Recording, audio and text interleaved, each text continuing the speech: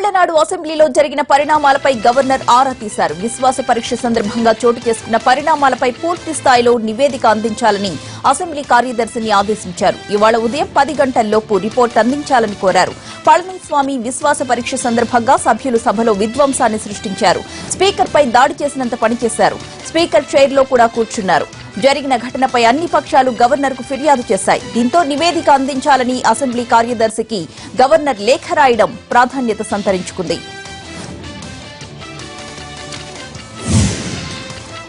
తమిళనాడు అసెంబ్లీలో జరిగిన పరిణామాలకు నిరసనగా ప్రధాన ప్రతిపక్షం డీఎంకే ఆందోళనలకు సిద్దమవుతోంది. తమిళనాడు సీఎం పళనిస్వామికి అసెంబ్లీలో నిర్వహించిన బల పరీక్ష సమయంలో చోటు చేసుకున్న ఘటనలను నిరసిస్తూ డీఎంకే భవిష్యత్ కార్యాచరణను ప్రకటించింది.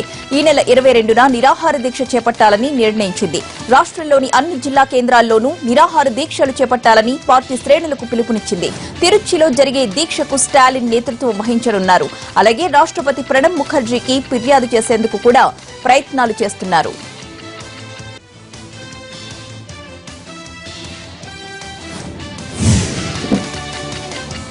తమిళనాడు ఇన్ఛార్జ్ గవర్నర్ విద్యాసాగర్ రావుకు DMK working president MK Stalin మరోసారి లేఖ రాశారు. అసెంబ్లీ నుంచి ప్రతిపక్షాలను గెంటివేసి విశ్వాస పరీక్ష జరిపించడం చట్ట విరుద్దమని స్టాలిన్ లేఖలో పేర్కొన్నారు. శనివారం జరిగిన విశ్వాస పరీక్ష చెల్లదని ప్రకటించాలని గవర్నర్కు స్టాలిన్ లేఖలో విజ్ఞప్తి చేశారు.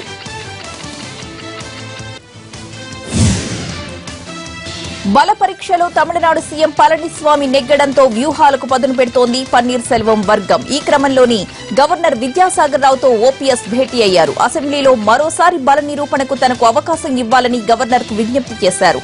విశ్వాస పరీక్ష అంతా ఏకపక్షంగా జరిగిందని గవర్నర్ కు వివరించారు. అసెంబ్లీలో జరిగిన గొడవపై కూడా గవర్నర్ కు ఓపీఎస్ వివరించినట్లు తెలుస్తోంది.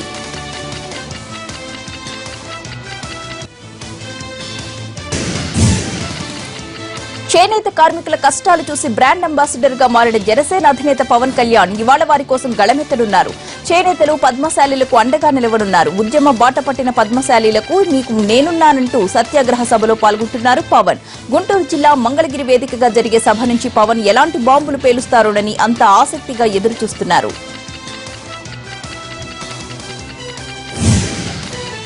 నాగార్జున యూనివర్సిటీలో ఎదురుగా ఉన్న మైదానంలో బహిరంగ సభకు సంబంధించి ఏర్పాట్లన్నీ పూర్తయ్యాయి. రాజకీయంగా ప్రాధాన్యత కల్పించాలని, చేనేత రంగాన్ని ఆదుకోవాలి అనే డిమాండ్తో పద్మశాలీయులు సత్యాగ్రహ దీక్షకు దిగుతున్నారు. 75 మంది పద్మశాలీయులు ఉదయం 11 గంటల నుంచి సాయంత్రం 4 గంటల వరకు చేనేత సత్యాగ్రహం చేపట్టనున్నారు.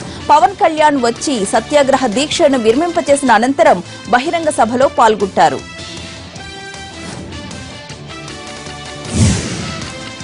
రాష్ట్ర జనాభాలో చేనేత కులాల జనాభా 13% ఉంది. కానీ అందుకు తగిన స్థాయిలో రాజకీయ ప్రాధాన్యత లేకుండా పోయిందని పద్మశాలి నేతలు ఆవేదన వ్యక్తం చేస్తున్నారు.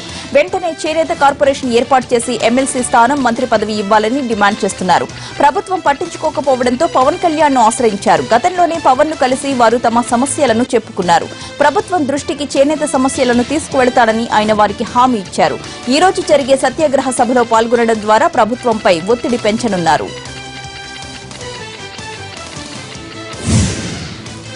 అమరావతిలో తొలి ఏపీ అసెంబ్లీ సమావేశాలు మార్చి 3 నుంచి ప్రారంభం కానున్నాయి. బడ్జెట్ కూడా ఈ సమావేశాల్లోనే పెట్టనుంది ఏపీ ప్రభుత్వం. 15 రోజులకు పైగా అసెంబ్లీ సమావేశాలు జరిగే అవకాశం ఉంది. అయితే బడ్జెట్ ఏ తేదీని ప్రవేశపెడతారు అన్న దానిపై మాత్రం ఇంకా క్లారిటీ రాలేదు.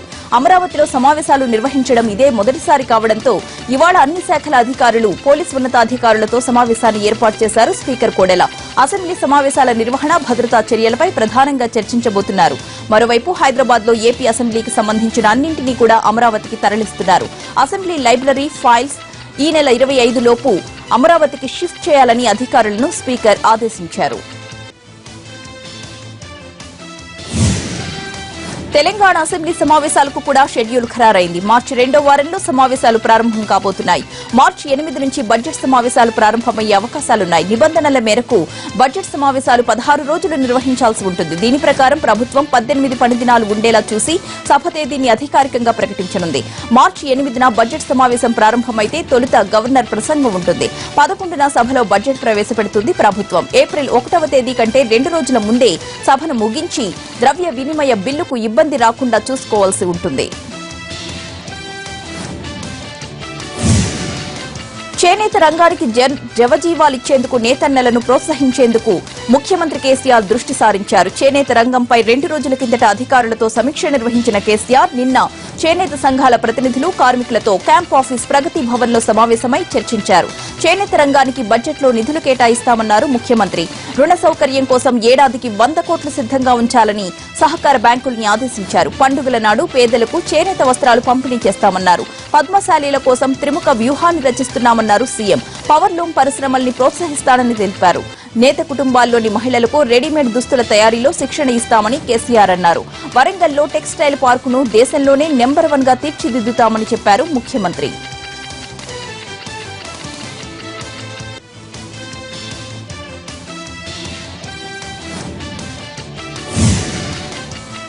సింగరేణి కార్మికుల సమస్యలపై పోరాటానికి సిద్దమైంది కమలం పార్టీ. 4 రోజుల పాటు బొగ్గుబావుల్లో పర్యటించనున్నారు తెలంగాణ బీజేపీ ఫ్లోర్ లీడర్ కిషన్ రెడ్డి. ఇవాళ్టి నుంచి 23వ తేదీ వరకు కోల్ బెల్ట్ మొత్తం తిరిగి రానున్నారు. ప్రధానంగా మొన్నటి సార్వత్రిక ఎన్నికల్లో సింగరేణి కార్మికులకు కేసీఆర్ ఇచ్చిన వాగ్దానాలను ఎంతవరకు అమలు చేశారో తన పర్యటనలో తెలుసుకోనున్నారు. సింగరేణి సమస్యలు తెలుసుకోవడమే కాకుండా వాళ్ల సమస్యలపై అసెంబ్లీలో నిలదీసేందుకు కూడా ఈ స్టడీ టూర్ ఉపయోగపడుతుందని బీజేపీ భావిస్తోంది.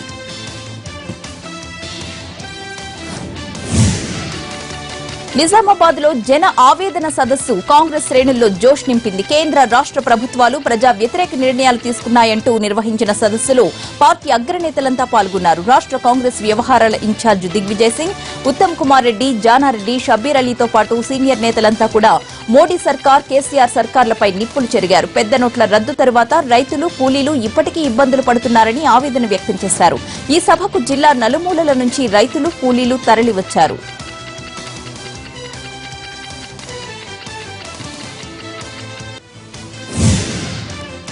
ఎన్నికల వేళ ప్రజలకు ఇచ్చిన హామీల్ని నెరవేర్చడంలో బీజేపీ, టీఆర్ఎస్ ప్రభుత్వాలు విఫలమయ్యాయని ఆరోపించారు కాంగ్రెస్ నేతలు. 32 నెలల కేసీఆర్ పాలనలో ప్రజలకు నిరాశ, నిస్పృహలు మాత్రమే మిగిలాయన్నారు. ప్రభుత్వం గొప్పలు చెప్పడం మానేసి ఇప్పటి వరకు ఏం చేసిందో చెప్పాలని నిలదీశారు షబ్బీర్ అలీ.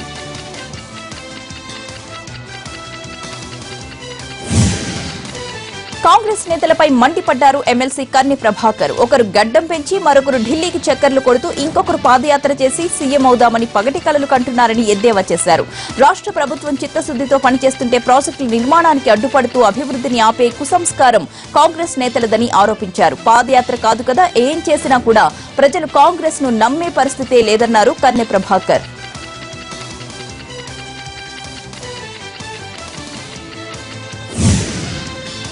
ఏపీ సర్కార్పై నిప్పులు చెరిగారు పీసీసీ చీఫ్ రఘువీరారెడ్డి.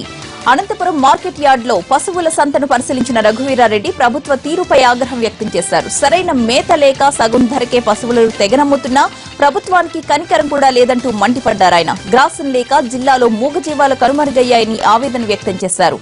మార్చి 10లోగా పశుగ్రాస కేంద్రాలు, ఇన్పుట్ సబ్సిడీ, తాగునీటి సమస్యలను ప్రభుత్వం పరిష్కరించాలని, లేదంటే సత్యాగ్రహానికి దిగుతానని చెప్పారు రఘువీరా.